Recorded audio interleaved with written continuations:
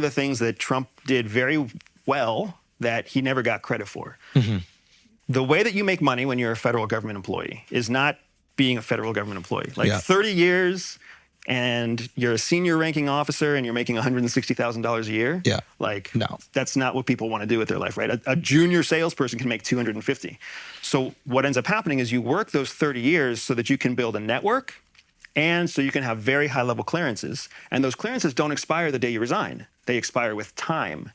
So when you have a top secret clearance or a secret clearance, the thing that makes it expire is either you break a law and they pull it from you, or you don't engage in activity, you don't engage in a job where you use that access. As long as you keep using that access, it keeps being valid. The job is for the government, or can it be any job? It's a job for the government because the government is what defines classification. Got it. Right? So now you're a senior intelligence officer making $160,000 a year, you retire from government. Well, now you have all the contacts of all the other offices inside the agency, contacts with FBI, NSA, DIA, NGA, right? You're connected to everybody. So then Booz Allen Hamilton or CACI or Mantech or any one of the big national security intelligence contractors, they can hire you, make you a executive vice president, pay you $400,000 a year. And they're essentially paying for your clearance. And what they're paying for is for your access to all these other agencies because of your network. So Trump shut that down because there was like a brain drain, if you will. People were leaving the agency to go work in the private sector and go make money. And he was like, you're not going to leave the agency and take your clearance. So you could either stay here or you could leave, but you're not going to take that. And there was a second reason to doing it. The other reason he was doing it was because he wanted to limit the competition of private intelligence firms outside of the firms that he was using. Oh, so he was doing it to scratch their backs. Oh, for sure. So he was doing it to scratch their backs. Oh my God, this is next level shit. And then good reason. I was ready. I was like, MAGA hat on. Finally, one thing good. Okay, so he's scratching the backs of his friends. His friends allegedly, let's just say, have these intelligence companies. What would you call them? Firms? Yeah, private intelligence firms. Private intelligence firms. And so they already have these employees that have clearance? Yes, and there's also employees that don't have clearance, right? But it's all about, at the end of the day, I know this might shatter your trust in the federal government.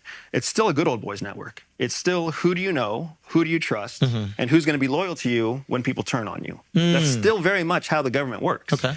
And that's just because it's hard for the government to evolve. It's not like the commercial sector that can evolve very quickly. It has to. You said there was a mass exodus when Trump came into office. Is it the older people that are like by the rules, or the younger? It's the younger generation. And why? They were leaving. The younger generation's leaving because they're asking themselves the question. What's my future? Wow. And my future's in the private sector. I'm out of this. I can make more money. I'm not going to be able to take my clearance with me. I'm going to make no money for 30 years and then not even have the balloon when I retire of private security. And what does their career look like? Their career looks like serving a federal government that can't tell its ass from its elbows. Right? And don't forget, too, that from 2016 to 2020, during that Trump administration, he didn't trust the CIA. So when he doesn't trust the CIA... For good reason? For mixed reasons. Some were good, some were bad. But keep in mind that the CIA falls under the executive... What'd you say? The what?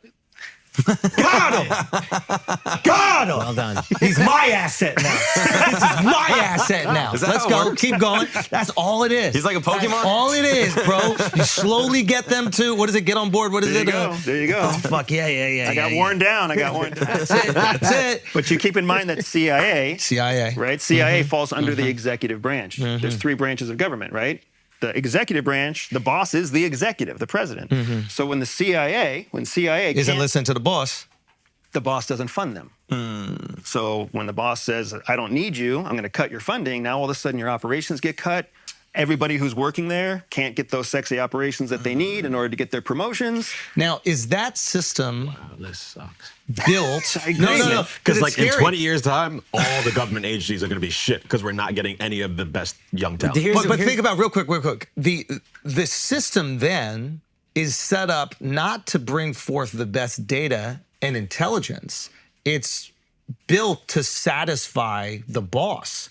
And satisfying the boss might not keep America its safest, because sometimes what the boss wants to be true is not. If there's an imminent threat and the boss doesn't care about it, but the CIA is like, yo, this is what it is, and you need to fucking listen and you need to fund this, this is a big problem. Now, the CIA fucks up when you lose the confidence of the boss. So this is a huge issue. It's a massive issue. This is why you hear so many people, every election cycle, you will hear people talk about intelligence reform.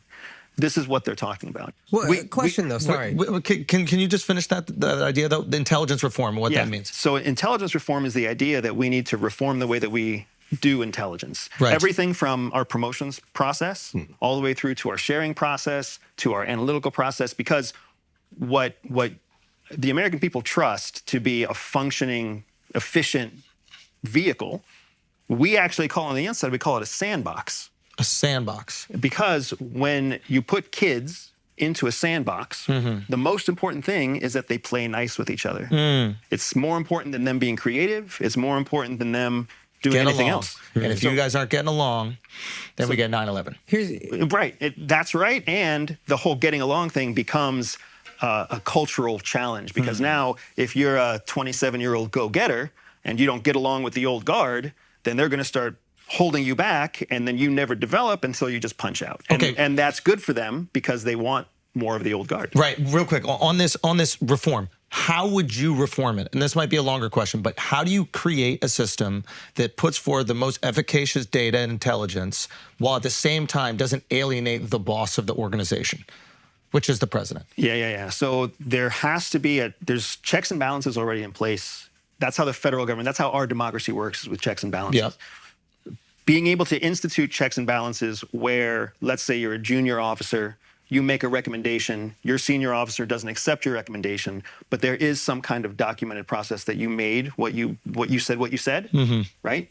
Then no matter how the intelligence plays out in the future, it can actually be audited back to what the junior officer said. Then you end up having this thing, you have an incentive for junior officers to say, this is what I'm assessing. And you have an incentive for senior officers to listen to them. Because it's documented.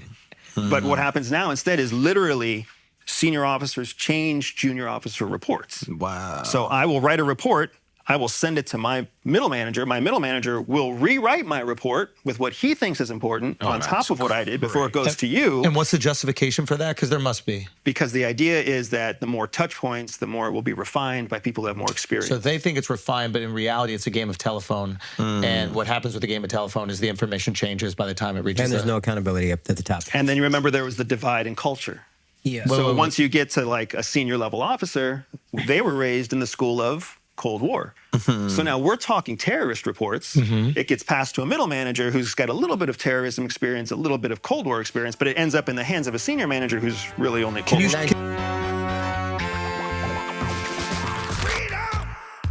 So fresh, so new.